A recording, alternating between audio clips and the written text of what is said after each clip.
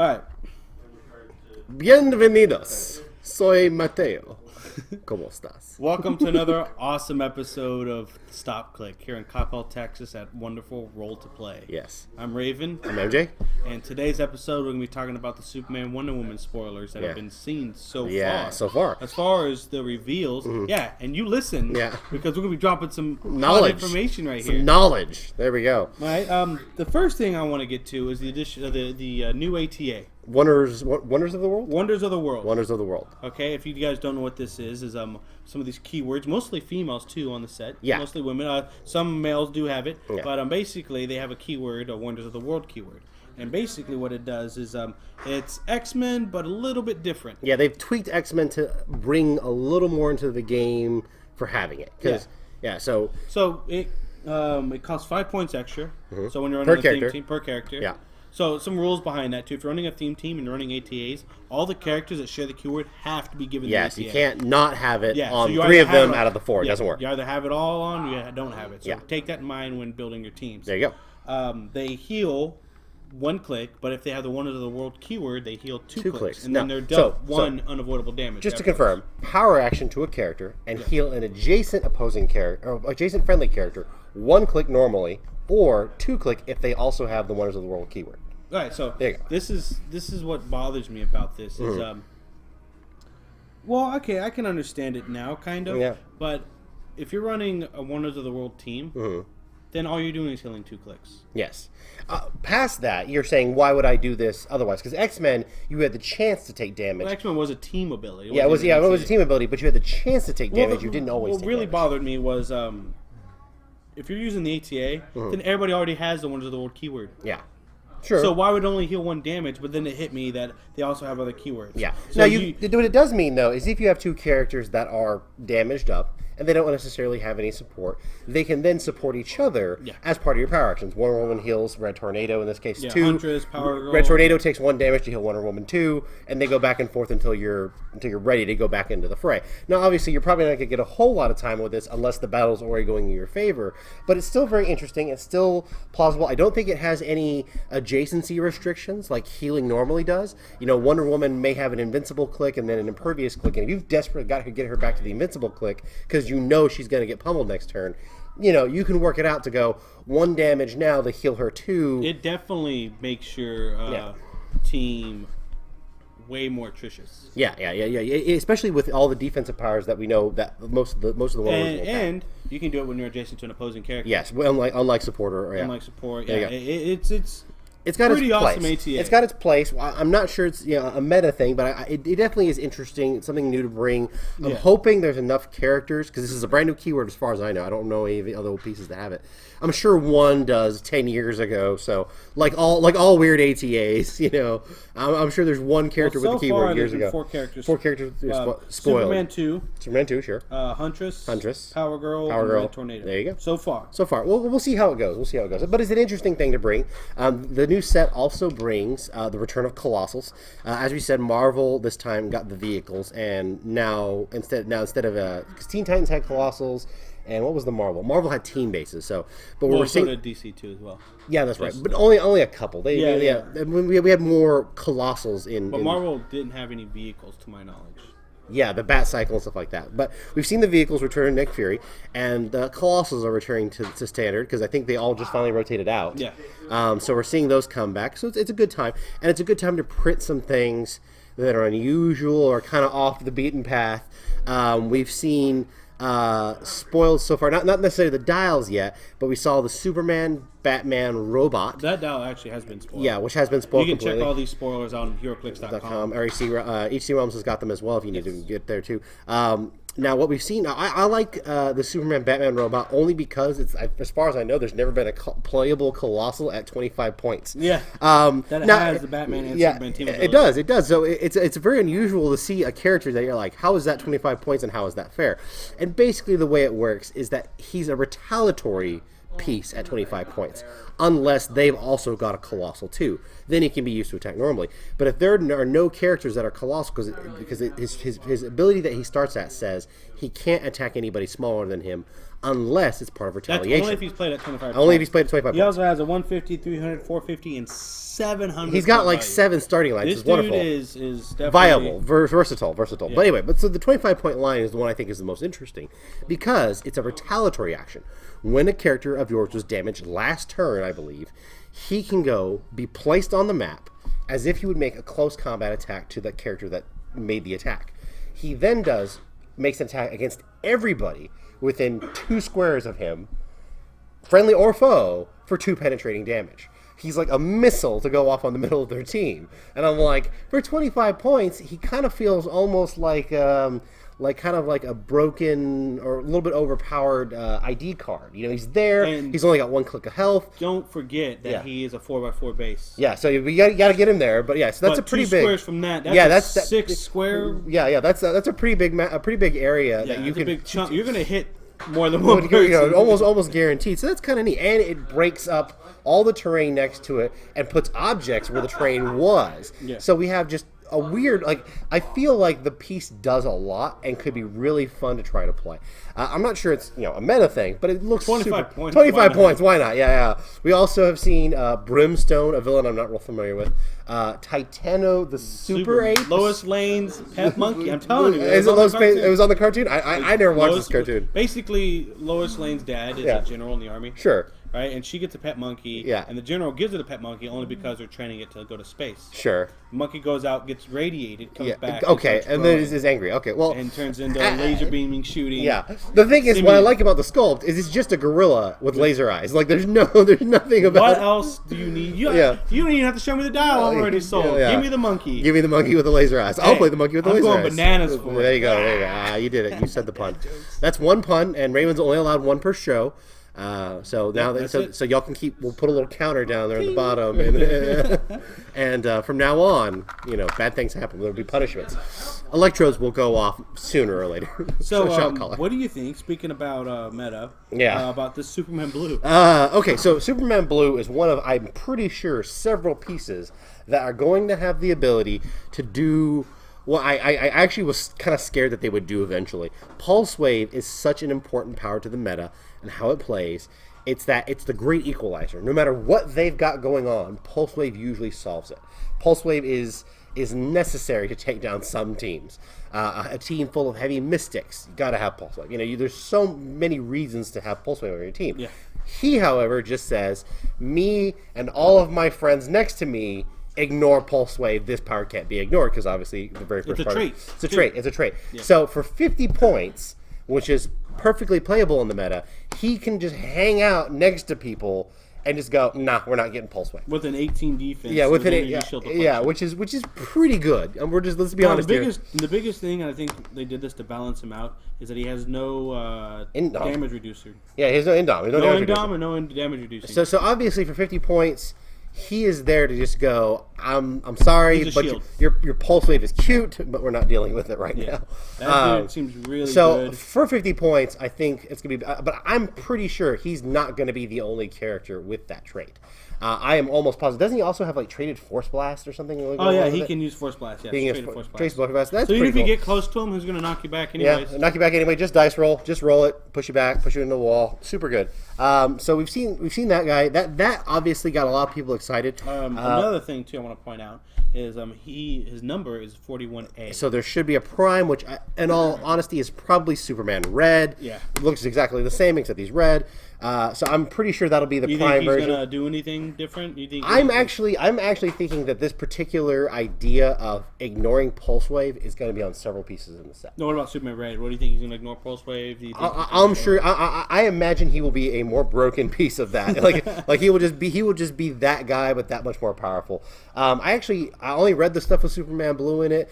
Superman with electric powers. Hey, look cool. I mean, it kind of felt a little unnecessary occasionally because the dude in the end of the day is still Superman, but why does he need to have electric powers? Speaking of Superman, the Superman Super in the set that they spoiled, it's kind of underwhelming, honestly. I thought so too. He's one of the more grounded Supermans that I've seen. Yeah, especially since, we just got done with Trinity War. And that Superman. That Superman is crazy. We all acknowledge that Superman is amazing. Leadership. Leadership. Hey, look, we get +1 attack and defense until our next turn. Let's just do that. So I'm just gonna roll leadership just because of my first turn. Super good piece. This piece, I feel like every time they print a piece with a great sculpt, they have to nerf the dial. I don't know why I feel that's the way it is. Yeah. But I feel like, because it's got this thing where he's tearing it off, the shirt, and then he's like halfway flying, and then he's fully flying, and it's all one, kind of like the Flash. You can see different iterations as he goes. He's super fast. And I think they just thought, this is going to be such a cool thing to look at, and now we got to nerf the dial to where he's not super playable. Well, his trait's not too bad. Yeah. The odds are against me. Yeah. Whenever he was given a non-free action the previous turn, and they have more opposing characters than you, as usual with Superman. You put a outnumbered token on him. Sure. And then you remove 2 tokens from him and give him a close or ranged combat attack. A free action. That's pretty awesome. And actually, what it does sound like, because it's whenever he wasn't given a non-free action? Whenever he was given a non-free action. Okay, so the next turn he gets the token? Yeah, it helps him push. Yeah, it helps him go exert himself into going to battle. Yeah, to give him extra action. And initially it sounded like they were wanting you to dirtle with Superman and just get all these outnumbered tokens and just go free action, free action, free action. Give him an action. Okay, so yeah. So when he does things, he gets to exert himself. He gets to push himself a little further. For 175, he's in the realm of playable. It's weird that the Superman starts out with sidestep. Yeah, that is a little strange, but I'll be honest, for 175, 12 movement, 12 attack, 18 defense, I really can't complain about the numbers. I feel like that's a little bit power creep. Like seeing a 12 attack top dial is pretty insane for the most part, especially under 200 points. That's usually when you start seeing the 12s. So that's kind of neat. We're also going to get a new Power Girl and a new Huntress. Yes. Obviously, I think these are like toned down. I mean, the premier piece obviously being the new new-ish Connelly World's Finest. Yeah. That is a great dial because you can play either side at half the points or 75 points or whatever. Yeah. So you can play just the Power Girl dial or just the Huntress dial, and it was a lot of fun. And I'll be honest, it was a very good character to play. It's like they were very, very powerful. So I feel like this is what they're trying to do. I mean, maybe tone them down just a little bit. And of course, they have a trait that affects if the other one is in play. The Batmans and the Wonder Womans and they modify their combat vibes by +1 if it's Huntress, and they both give toughness if it's Power. Okay, that's pretty neat. Another cool thing that we just found out today is Red Sun figures are making yes. Here. So big news with that. Everybody seems this is a storyline that's very, very popular. It looks like we're gonna have a Red Sun, Superman, Red Batman, Sun. Wonder Woman. For those of you who don't know, Red Sun is basically a what if, and it started off with Red Sun Superman, right, under the Red Sun. Yeah.